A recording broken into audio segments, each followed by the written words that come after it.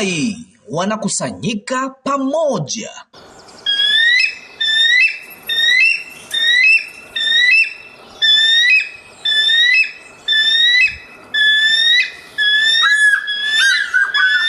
Hii ni barua ya leo Jumamosi, tarehe 25 mwezi wa 4 mwaka wa 2026, kutoka kwa nabii wa Mungu ndugu Joseph Branham wa maskani ya Branham huko Jeffersonville, Indiana, Marekani, kwa bibi harusi wa Yesu Kristo kote ulimwenguni. Mpendwa bibi harusi anayethaminiwa, saa imeenda sana. Wakati umewadia. Maamuzi hayana budi kufanywa.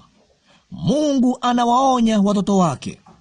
Bwana Mungu wetu ametutangazia na kututhibitishia kweli yake ni ipi kwa neno lake na kwa Roho wake.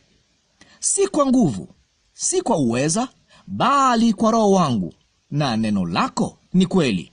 Yeye amemthibitishia bibi harusi kikamilifu leo kwamba Yesu Kristo ni yeye yule jana, leo na hata milele.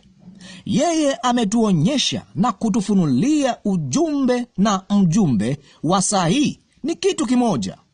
Yeye ametufunulia siri zake zote zilizokuwa zimefichwa katika neno. Ametuthibitishia hilo kwa Roho wake Mtakatifu. Hakuna swali akilini mwetu, mioyoni mwetu au rohoni mwetu.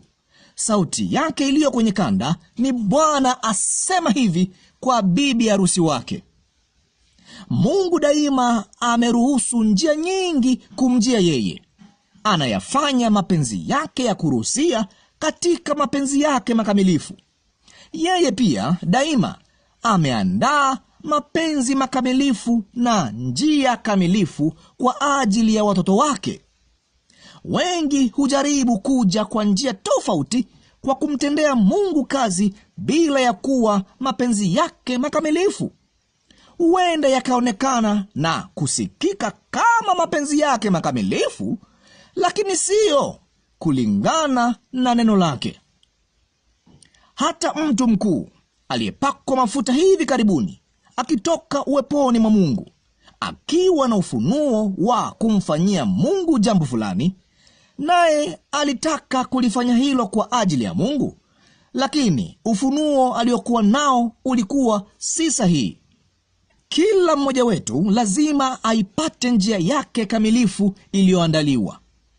Tutajuaje kwamba tuko katika mapenzi yake makamilifu?